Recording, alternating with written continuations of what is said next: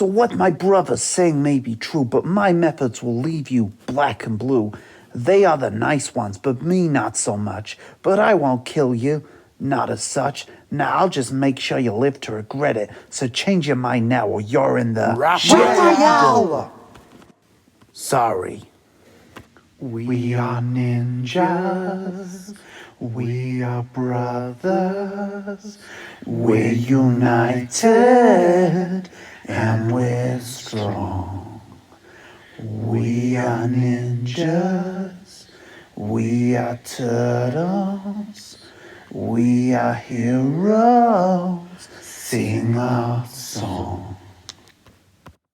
Are you ready? Let's go. Okay, it's my turn. I don't know what to say. Will you learn to keep away? If not, my nunchucks pack a punch. I'll beat you up just in time for lunch. Speaking of lunch, we going 6 or 12-inch? The Legend of the Teenage Mutant Ninja Turtles, Part 1, Chapter 55, Planning. Written and performed by Joseph Chambers and based on the original Teenage Mutant Ninja Turtle comic books created by Kevin Eastman and Peter Laird. The next day, April was able to spend her entire Sunday with the Turtles, as she had stayed up till 11 to do all her homework for the weekend the night before. She was keen to spend this time with them, as her parents were ignoring her even more than usual, having the previous night completely forgotten to make her dinner and only at 9 bothering to ask whether she had eaten or not. Thankfully, she knew how to cook for herself. April arrived at the lair at 9 a.m. and was greeted by Raphael, who seemed very happy. "You seem in a good mood, Raph. What's happened?" April queried. "Yeah, everyone seems to have this idea that if I'm in a good mood, hell must have frozen over. I haven't got that bad an attitude, have I?" Raph replied, exasperated, and clearly having received similar responses to his joy from his family. No, of course not. What I meant was... April trailed off, trying to think of a non-insulting way to finish her sentence, or anything to dig her out of the hole she had pulled herself in. Raph finished her sentence for her with, "What you meant was, gee, Raph, you're usually a moody jerk. Why are you so happy? It's not like you to ever crack a smile." "Who would think that?" April asked. "I was actually quoting exactly what Donatello said to me a moment ago," Raph answered glumly.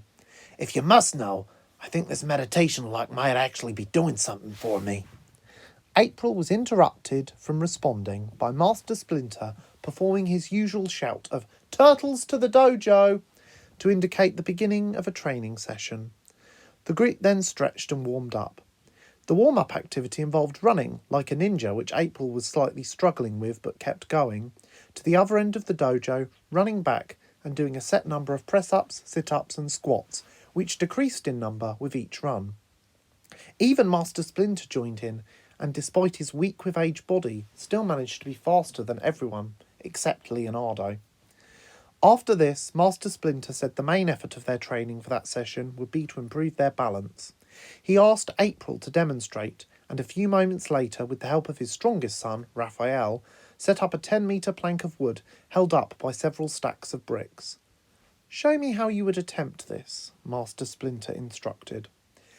April ascended onto the balance beam, having been previously quite a good gymnast at school, and knew that she had to take the walk slowly, one foot after the other, arms out to her sides, and only quicken her pace when she was confident enough to do so. She managed to finish the pole very quickly, and although she lost her balance slightly, just about halfway, she powered on and finished very speedily, impressing both the Turtles and Master Splinter. The rest of the session followed, with the Turtles attempting the balance beam quite successfully, except from one point where Raphael slipped and fell awkwardly on the cold, hard floor. Both Michelangelo and Donatello burst out laughing, and although Donatello stopped with a dirty look from April whilst she helped him up, Michelangelo continued to titter for a good 5 minutes. Raphael was so tempted to smite his little brother, but was held back by the band of white material surrounding his brothers creased up with chuckling eyes, and was reminded that they were all working together for the same cause, and that he could simply avoid confrontation by being more patient and by looking for another route to what he wanted. "Hey bro, How about you not laugh so much when I nearly hurt myself? Raph suggested. Mikey fell silent and apologised.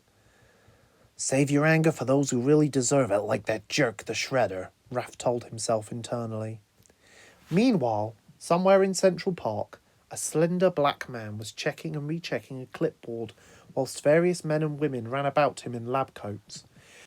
Quite a few people were watching now, and although the authorities had been told it was a routine water test for acidity and hardness control, Baxter really hoped they would be done soon, so not too many people would become suspicious.